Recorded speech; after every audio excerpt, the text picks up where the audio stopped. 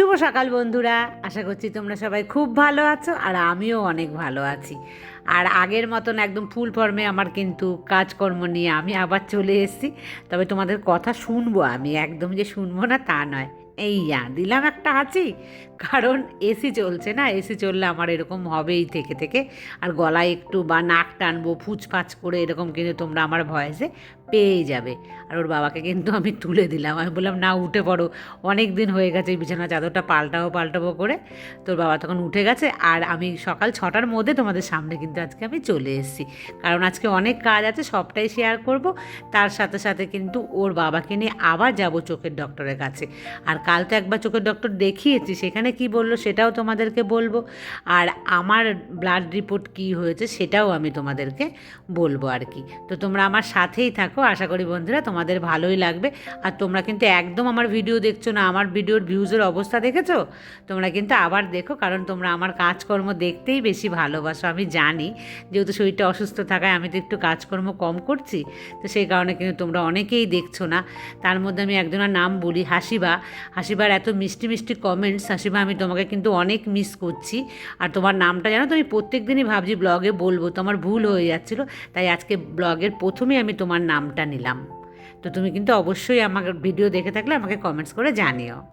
আমি যে রিপোর্ট নিয়ে এসেছি আমার, তো আমি ডক্টরকে দেখাতে পারিনি রিপোর্টটা আনার সাথে সাথে আমি যখন বাড়িতে আসলাম বাবাকে চোখের ডাক্তার দেখি, দিয়ে আমি ফোন করলাম ডক্টরকে যে যাবো কি না। ওর বাবা আছে, তো ওর বাবার সাথে আমি স্কুটি করে মানে একদম চলে যেতে পারি না, আমার খুব সুবিধে হয়, নিজে নিজে আবার টোটো করে যাব। দিয়ে ডক্টরকে ফোন করলাম, তো ডক্টর ফোনই ধরলো না। তো যাই হোক, দেখি এবার কালকে কোথায় বসে কি না, কারণ উনি অনেকগুলো ওনার চেম্বার আছে, তিন জায়গাতে বসেন উনি টোটাল। এখন কোথায় বসে কিন্তু কবে বসে সেখানকার কিন্তু কোনো রকম মানে বারটা লেখা নেই। তো সেই জন্য আমি অপেক্ষা করছি।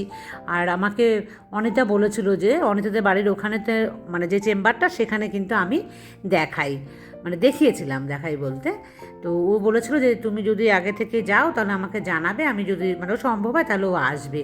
কিন্তু দেখো অনিতা, আমি তোমাকে জানাতেও পারলাম না, ভাবলাম যে আগের দিন যদি এরকম হয় তো আমি জানিয়ে রাখবো, ডক্টর যদি ফোন ধরে তাহলে তোমাকে আমি জানাতে পারবো। যেহেতু ডক্টর ফোন ধরেনি, আমি এখন বুঝতেও পারছি না আমি কখন ওনাকে দেখাতে যাব। আর আমি চাইছি আমার হাজব্যান্ড থাকাকালীনই আমি রিপোর্টটা নিয়ে একবার দেখিয়ে আসতে, মানে আমি পরে যেতে চাইছি না। যাই হোক, আমার রিপোর্টটা কী হয় যদি দেখাতে পারি তো আমি সেটা তোমাদের বলবো। মোটামুটি আমি রিপোর্ট দেখে যেটা বুঝেছি, আমার সমস্তই মানে যে সমস্ত টেস্টগুলো হয়েছে সেগুলো সমস্ত নর্মাল আছে, কিন্তু কোলেস্ট্রল একটু বেশি ওখানে আমি দেখতে পাচ্ছি। একটু বেশি বলতে ধরো নর্মালি যেটা থাকতে হয় তার থেকে আমার 8 পয়েন্ট বেশি আছে। তো এটা কিন্তু আমি বুঝতে পেরেছি। আর বাদ বাকি যা যা আছে ওখানে আমার সমস্তই কিন্তু নর্মাল আছে। তো যাই হোক, ডক্টর দেখানোর পর একবার বোঝা যাবে। আর যেহেতু আমার হাই প্রেশার আছে না, সেই কারণে কিন্তু আমার একটুখানি মানে চিন্তা হচ্ছে। যাই হোক, ডক্টরকে যদি দেখাতে পারি তারপর ডক্টর কী বললো আমি তোমাদেরকে সেটা জানাবো। আর ওর বাবার কথাটা বলছি। ওর বাবার কি হয়েছে, ওখানে যে দেখালাম মানে কাল যে সন্ধেবেলা ডক্টর দেখালাম, সেখানে দেখার পর জানো তো বলছে চোখের কোনো মানে চশমার সমস্যা হয়নি ওর বাবার মনে হচ্ছে রেটিনার কোনো প্রবলেম হয়েছে। তো সেই কারণে ওর বাবাকে বললো যে এখানে হবে না, আমাদের এখানে মানে ওই ডক্টরই বসেন, চোখের হসপিটাল আছে মানে আমাদের কৃষ্ণনগরে, তো সেখানে ডক্টর বসেন, বললো যে ওখানে মেশিনপত্র আছে, তো ওখানে আপনাকে কালকে সকালে যেতে হবে। ওখানে যদি চেক করা হয় ওই মেশিনের দ্বারা তাহলে বোঝা যাবে সমস্যাটা কোন জায়গাটাতে। তো আপনি কাল সকালবেলা একবার 9টার দিকে আসুন ওখানে। তো এটা বলেছে ডক্টর। তো আমরা বাড়ি চলে এসেছি, কিন্তু আবার আজকে যাব 9টার মধ্যে যাবো বলেই সেই কারণেই কিন্তু সকাল 6টা থেকে আমি কাজে লেগে পড়েছি। কারণ আর কতদিন কাজ করব না, সারা ঘর বাড়ি কিন্তু ধুলোময় হয়ে যাচ্ছে। আর মায়ের ওপর কতই বা দেওয়া যায় বলো, মা তো এই ধরনের কাজগুলো করতে পারে না, তবু হেনা করে বলে রক্ষে আমার। আর ওর বাবা বলেছে যে তুমি জামা কাপড়গুলো তুলে দাও, মানে বিছানার চাদরপত্রগুলো, আর কী কী কাচতে হবে আমাকে দিয়ে দাও, তুমি এই কাজগুলো করে নাও আর আমি ধোয়া কাচাটা করে নিচ্ছি। তো আমি সেই কারণে কিন্তু তাড়াতাড়ি করে মানে সোফার বিছানার চাদর এই সমস্ত আমি তুলে দিয়েছি ওর বাবাকে। তো নিয়ে চলে গেছে সে কাচতে, সে বসে থাকার লোক না। সে যখন ঘুম থেকে উঠে গেছে চা একবার করছিল, আমি বললাম না এগুলো করে নিই তারপরে তোমাকে আমি চা দিচ্ছি। আর ফ্রেশ হয়ে ফ্যানের নিচে বসে তারপরে চা খাবে না, সমস্ত কাজ সেরে এসে চা খেতে আমার তো মনে হয় বেশি ভালো লাগে না। আর চাটা খেয়েই দৌড়ে কাজ করতে চলে গেলাম। গরম লাগে না বন্ধুরা? যারা চা খাও তোমরা কীভাবে চা খাও? আমার তো ওটাই মনে হয় যে সমস্ত কাজ সেরে এসে রিল্যাক্সে বসে চা খাবো। আমার হাজব্যান্ডের আবার তা না। ও কী করে বলো তো, বলো চা চা দিয়ে আমি চা দেবো, চাটা খেয়ে তারপরে হুমড়ি খেয়ে মানে দৌড় দেবে কাজের জন্য, তখন আরও গরম লাগে না বেশি। যাই হোক, ওটা ওর অভ্যাস তো, তাই ও ওটা করে। কিন্তু আমি যদি চা খেতাম তাহলে কিন্তু এইভাবেই আমি চাটা খেতাম, মানে রিল্যাক্স হয়ে লাস্টে একদম। আমার এক নতুন বোন, তার নাম না বললেই নয়, ওর নাম হচ্ছে শিবানী। ওর বাড়ি হচ্ছে নগেন্দ্রনগর। এই নগেন্দ্রনগর হচ্ছে আমাদের বাড়িরই কাছে, মানে কৃষ্ণনগরেরই। তো জানো তো শিবানী, আমি কিন্তু একবার নগেন্দ্রনগর গিয়েছিলাম, আমার মেয়ে গান শিখতো যখন, তখন ওই ওদের সাথে শিখতো, ওর মায়ের সাথে, ওর মায়ের মানে ওদের বাড়িতে গিয়েছিলাম। তো আমার কিন্তু খুব ভালো লেগেছিলো নগেন্দ্রনগর যে পুজোটা হয় না একদম, মানে জগদ্ধাত্রী যে বারোয়ারিটা ভীষণ বড় করে যেটা হয় আর কি, তার পাশেই কিন্তু ওদের বাড়ি। আর নগেন্দ্রনগর শুনলে মনে হয় অনেক দূর, কিন্তু অনেকটা দূর নয়, আমার বাড়ি থেকে কিন্তু অনেকটাই কাছে। আর তোমাকে আমার অনেক ভালোবাসা। ও আমাকে লিখেছে যে নগেন্দ্রনগর থেকে আমি দেখি তোমাকে আমার খুব আপন মনে হয়। তো অনেক ভালোবাসা তোমাকে। আর একদমই আমি তোমাদের খুব ভালোবাসি প্রত্যেককে, যারা নতুন পুরনো সবাইকেই আমার অনেক ভালোবাসা। আর এইভাবে তোমরা আমাকে সাপোর্ট করে আমার পাশে থেকো। আর তুমি তো নিশ্চয়ই রাজবাড়িতে ঠাকুর দেখতে আসো, কিংবা এই যে বারোদোল মেলা হচ্ছে সেটাও তো নিশ্চয়ই দেখে গেছো, একবার না 2-3 বার করে কিন্তু আমরা সবাই যাই না এই মেলাতে দেখতে। আর বোন, তোমার জন্য রইল অনেক শুভকামনা, ভালোবাসা। আর তোমার সম্পর্কেও আমাকে একটু বলো, তুমি কি করো, বা তোমার ছেলে মেয়ে কোন ক্লাসে পড়ে বা কি করে, আমারও জানলে কিন্তু ভীষণ ভালো লাগে। তো অনেক ভালো থেকো। আর বন্ধুরা, এই বেসিনটা দেখতে পেয়েছো কি নোংরা হয়েছে, প্রচুর নোংরা, অনেক দিন কিন্তু পরিষ্কার করি না, দেখেছো কীরকম? আমার না কেমন যেন অনেক দিন পরিষ্কার না করলে এটা খুললে না কেমন একটা ঘেন্না ঘেন্না লেগে যায় কেন। ওর মধ্যে যদি কোনো ভাত বা কিছু একটা দেখতে পাই না, কীরকম যেন গাটা একটা দেখবে গিন গিন করে ওঠে না। আমি তো এর মধ্যে কোনো দিন মানে আমি দিই না হারপিক, আমি অনেককে দেখেছি এর মধ্যে হারপিক দিয়ে পরিষ্কার করে। তোমরা তো দেখোই সব সময় এই যে ভিম লিকুইড, মানে যে কোনো ধরনের লিকুইড কিংবা একটু সাবান, এই দিয়েই কিন্তু আমি পরিষ্কার করি, আর তাতে ভালোই পরিষ্কার হয়। তাই মাঝে মাঝে কিন্তু আমার গা ঘিন করে ওটা দেখলে পরে।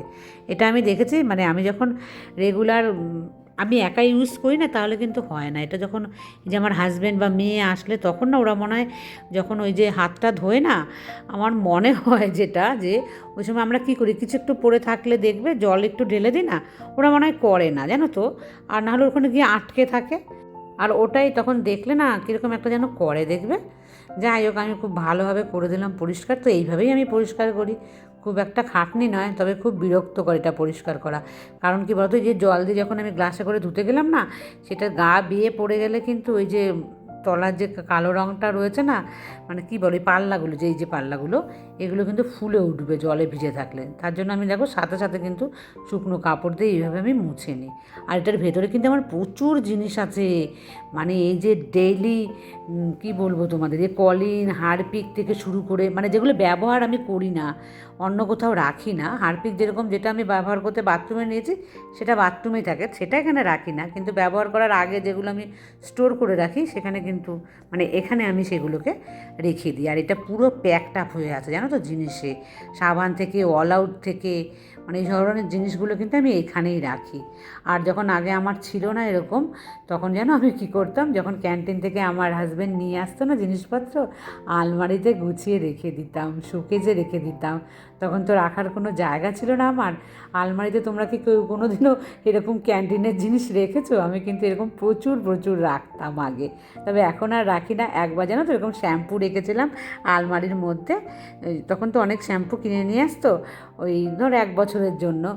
আর সেই শ্যাম্পু যেন একবার মুখ খুলে গিয়ে জামা কাপড়ে পরে কীভাবে যেন ওটা দিয়ে বেয়ে বেয়ে নিচের তাকে পড়ে গেছিলো, তারপরে খারাপ করে দিয়েছিলো। তারপরে কোনো দিন আর আলমারিতে আমি রাখিই না শ্যাম্পু। তবে এখনও কিছুই রাখি না ন্যাপথলিন ছাড়া আর কি। আর এই কলটা যখন পরিষ্কার করবে না, মানে এরকম কল, তখন কিন্তু একটু শুকনো কাপড় দিয়ে মুছে নেবে, তাহলে জলের দাগটা কিন্তু পড়ে না। আমি ধরো এখন তো আর ব্যবহার করবো না, আবার দুপুরে যখন খাওয়া দাওয়া হবে।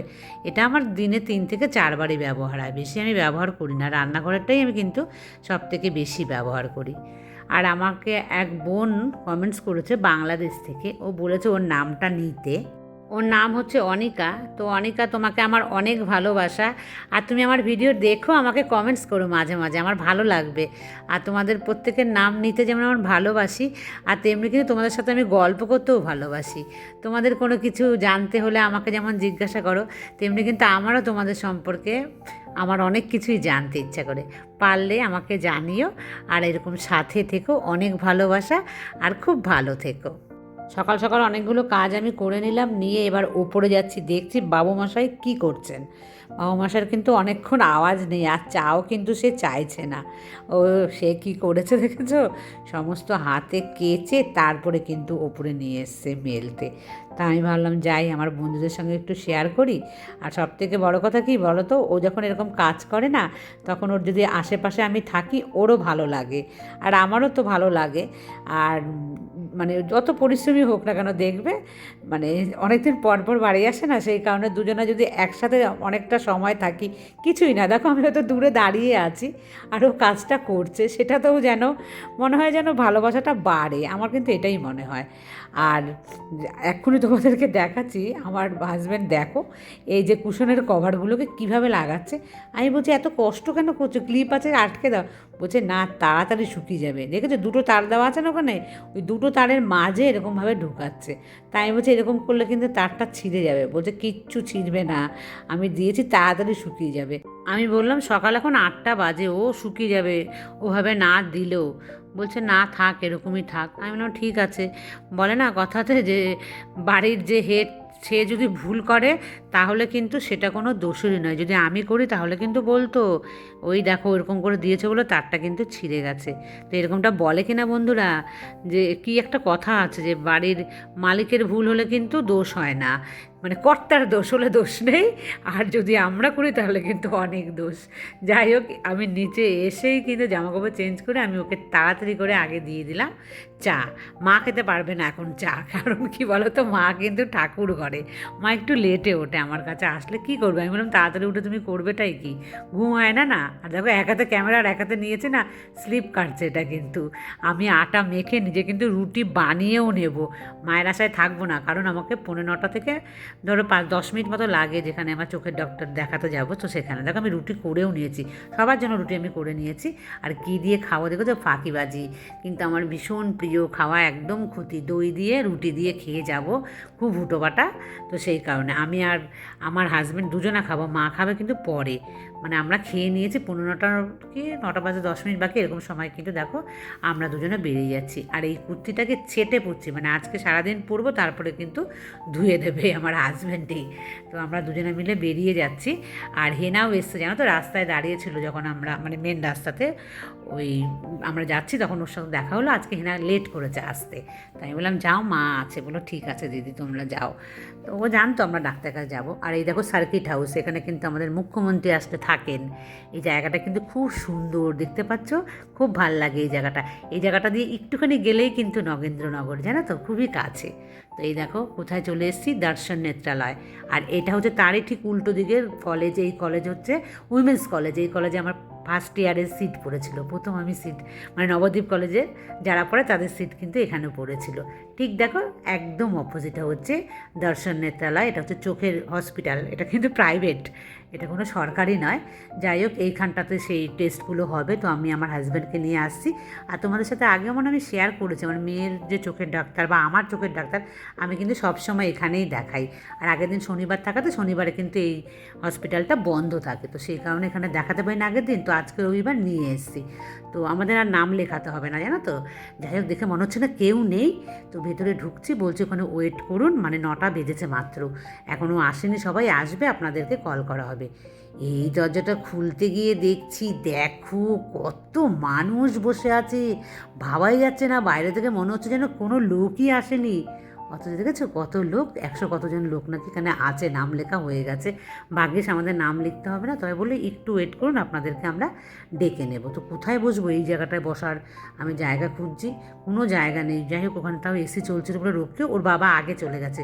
মানে কিছুক্ষণ বসার পর ওর বাবা বললো আমি উপরে যাই, গিয়ে দেখি যে ওর বাবা এসছে, পরে আমায় ফোন করে বললো যে চলে এসো। তো আমি আবার সিঁড়ি দিয়ে আসলাম, লিফট দিয়ে আসলাম না। দেখো ওর বাবা এসে এখানে বসেছে। তবে জানো তো ওই যে নিচে বসেছিল এত লোক, একজন দুজন করে কিন্তু এখান থেকে ডাকছে, তারপরেই আসছে, বলছে উপরে এসে বেশি ভিড় করা যাবে না। ওর বাবা ওই রিসেপশানে নাম আবার অ্যাড করছে, কি করতে হবে পরীক্ষার জন্য। যাই হোক, আমি আর তো তোমাদের ভিডিও করতে পারলাম না, ওখানে ভিডিও করা একদমই বারণ। ওর বাবার কিন্তু ওখানে চোখের পরীক্ষা একটা হলো, আর কি হলো রেজাল্ট সেটা বলছি তোমাদেরকে। তার আগে দেখো, আগের দিন রাতে যে ডক্টরকে আমি ফোন করেছিলাম না, ডক্টর তো ফোন ধরেনি, মানে আমার ডক্টর, সে এখন ফোন করেছে যে এখন আসুন। কাল ফোন আমি ধরতে পারিনি, ফোন চেম্বারে ফেলে রেখে গেছিলাম। তো আবার ওখান থেকে দৌড়ে, আমাদের প্রেসক্রিপশন স্কুটির মধ্যেই ছিল, তো সেটা নিয়ে আবার চলে আসলাম এই যে ডক্টর আমি যেখানে দেখেছিলাম সেখানে। আর এখানেই তোমাদেরকে বললাম অনিতার বাড়ি, তো অনিতাকে আমি জানাতেও পারলাম না। হঠাৎ করে ডাক্তার ফোন করেছে আর আমাকে সঙ্গে সঙ্গে চলে আসতে হলো। আর হঠাৎ করে বললো অনিতা আসতেও পারতো না। যাই হোক, আমি এখানে কিন্তু দেখিয়ে দিয়েছি ডক্টর। দেখানোর পর আমি এবার বাড়িতে এসেছি, আবার কিন্তু বেরোবো। তো দেখো এখানে মা লাউ শাক রসুন দিয়ে ভাজা, কার কার ভাল লাগে, ভীষণ ভাল লাগে। ওদিকে লাউ শাকের চচ্চড়িও করেছে, এটা হচ্ছে শোল মাছের গুটি ভাজা বলে, পরে বলবো একদিন এই রেসিপিটা, খুব টেস্টি হয়। আর ওখানে বানিয়েছে কিন্তু লতি চিংড়ি, আর লাউ শাকও করেছে, জানো তো, সেটা আবার আমি তোমাদের দেখাতে ভুলে গেলাম।